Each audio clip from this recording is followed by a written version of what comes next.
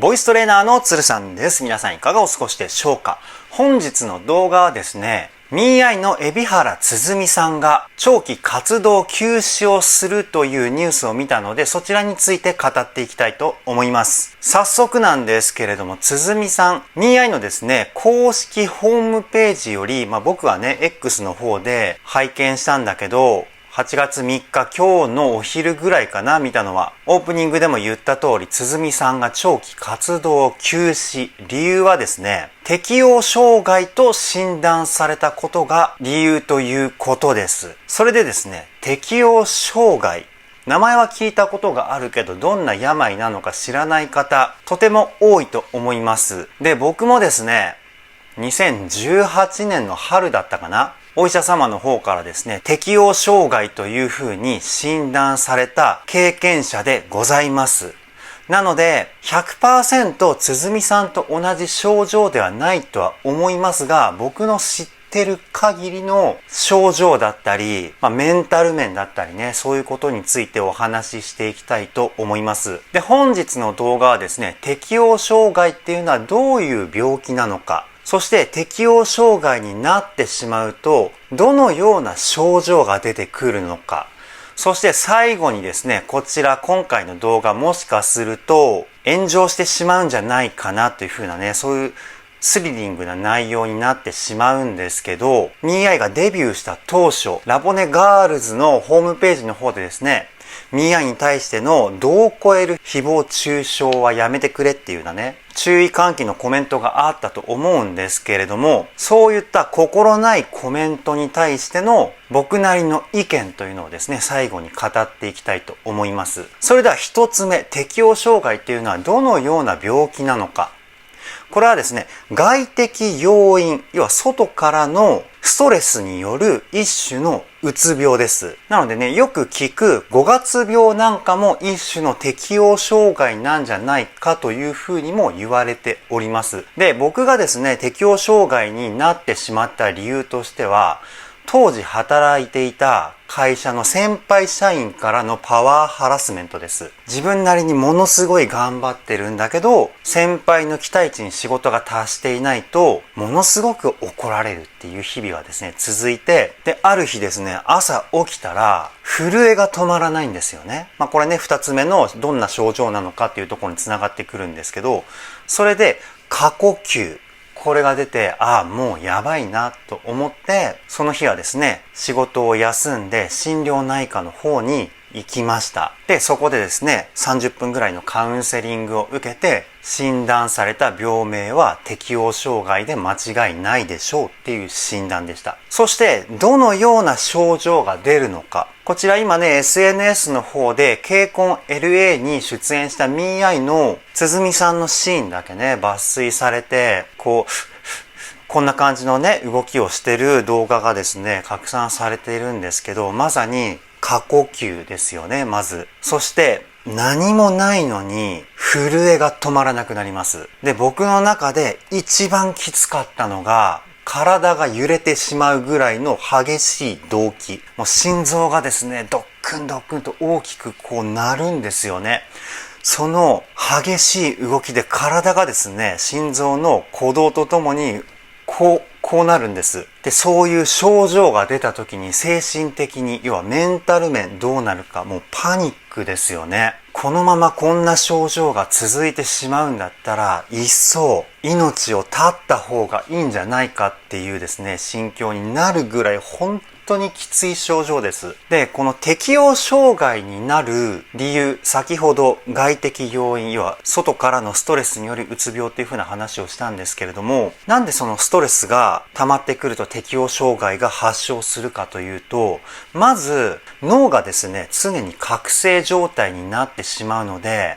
夜寝れないんです。で、人っていうのは夜寝ることによってその日一日のストレスだったり脳の疲れをリセットするんですけど、夜寝れないことによって脳がどんどん疲れていくんです。で、そんな日々がですね、ずっと続いていくと、ある日を境に先ほど言った症状が出るんですね。で、うつ病とか適応障害、こちらメンタルが弱いからなるっていう風に思ってる方ものすごく多いんですけど、それは大きな間違いです。今回の適応障害っていうのは脳の機能異常なので、気持ちの強い弱いは全く関係ありません。どんなに気持ちが強い人でもなる可能性がありますし、どんなに気持ちが弱い人でもならない可能性もあります。なので、そこだけは勘違いしないでください。で、僕の場合は、人に会っているとですね、気持ちがね、紛れるので、症状が出なかったんです。一人になったり、そういうタイミングでですね、症状が出ることがものすごく多かったんですけど、つづみさんのね、ケイコン LA の動画を見ると、人前にもかかわらず症状が出ているじゃないですか。なので、めちゃくちゃストレスを抱えていたんじゃないかなというふうに思います。で、MIAIね、デビューしてからものすごく忙しくなったと思います。ライブもね、ものすごい勢いでやってますし、デビューしてからね、6週分だったかな？レミノの方で番組もありましたし、YouTube、レコーディング、もう休む暇ないぐらい忙しかったと思います。そういうのも今回のね、適応障害が発症した理由の一つなのかなっていうふうに思うんですけど、僕ね、あまり YouTube の動画でマイナス的な感情になるような話の話題って言うのが本当は好きじゃないんです。でも今回つづみさんが長期活動休止ということでですね、あえて僕の考えをね言っていきたいと思うんですけど、すごく心のないコメントをよく見かけるんですよね。で、MIAIのことをあまり好きじゃないっていう人だったら1万歩ぐらい譲って、ちょっとね、自分の推しのライバルグループっていうことで、そういうふうにライバル視してるのかなっていうふうに思えるんですけど、例えば同じユーミーなのに推しが違うっていうだけで容姿を否定したり、体型を否定したり、あれは何なんでしょうかね。僕はそういう行動がですね、全く理解ができなくて、日プガールズ見てMIAIのファンになったんじゃないんですかっていうふうにね、聞きたいです。違うのかもしれないですけど、日プガールズを見ていた方はですね、どんな気持ちでどれだけ努力をしてデビューを掴んだのかっていうのをものすごく理解してると思うんですよね。そういう努力をしてる姿を見ていれば、絶対に心ない言葉のコメントなんてするわけがないっていうふうに僕は思っています。にもかかわらず、ものすごくそういうコメントがですね、目につくんですよね。MIAIがデビューして2ヶ月後にISSUがデビューした時もそうじゃないですか。ものすごくコメント欄が荒れてね。でも日プガールズの中で努力してたのは一緒の仲間じゃないですか。僕はね、そういうふうに思っちゃうタイプなんですけど、仮にね、否定的な感情が芽生えたとしても、なぜ人の目につくところにそういうマイナス的な言葉をコメントとして残してしまうのか。そういうのを見たら、ファンの人たちを喜ばせようと思って努力しているのに、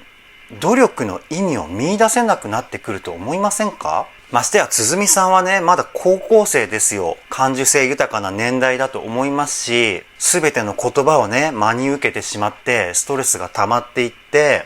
今回の適応障害っていう風なね、病気になってしまった可能性だって十分にあるわけですよね。なぜもっと優しく見守ってあげれないのかなっていう風に、僕はすごくその辺が疑問で、心ない言葉のコメントをね、してね、自分の推しの人が自分のことを好きになってくれると思いますかっていうところですよね。大事なね、メンバーの悪口を言われて、悪口を言った人を好きになってくれると思いますかっていうところですよね。自分の好きな推しをね、応援したいっていう気持ちはわかりますよ。でも推しの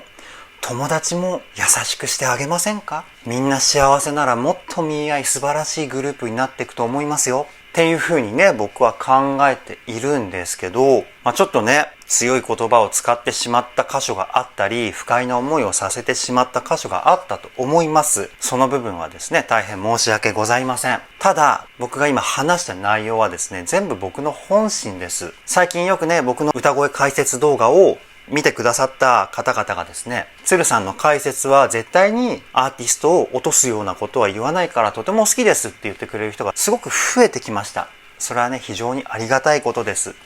ただね、僕の中で夢に向かって頑張ってる人を下げるような言葉って絶対に出てこないんです。もうデビューして夢に向かって頑張ってるだけで尊敬です。それはね、MIAI もそうですし、INI、JO1、ISSU、もうみんなそうですよね。夢に向かって頑張ってるだけで尊敬に値します。これはアーティストだけじゃなくて、各アーティストのファンの皆さんも一緒だと思いますよ。一生懸命自分が好きな推し、好きなグループを心の底から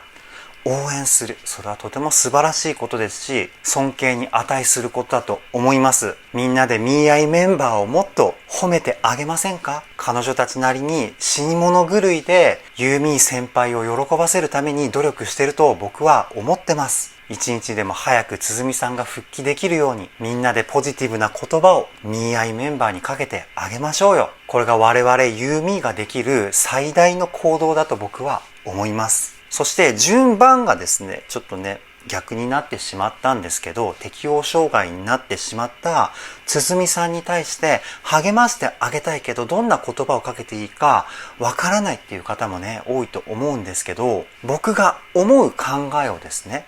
今から皆さんにお伝えします。基本的に頑張ってとは言わない方がいいと思います。今、鼓さんめちゃくちゃ頑張ってます。きっと責任も感じてます。これからのタイミングなのに、こんなことになってメンバーのみんな、ユーミーのみんなごめんなさいっていうふうに思ってると思います。なので、焦らないでいいよ。いつまでも待ってるからね。これが僕は一番勇気づけられる言葉なんじゃないかなというふうに思います。ユーミー全員でですね、鼓さんの復帰を応援できたら幸せなことなんじゃないかなというふうに思います。それでは今回の動画はこの辺で終わりにしたいと思います。一日も早く鼓さんがですね、完全回復する日を祈りたいと思います。ではでは、ボイストレーナーの鶴さんでした。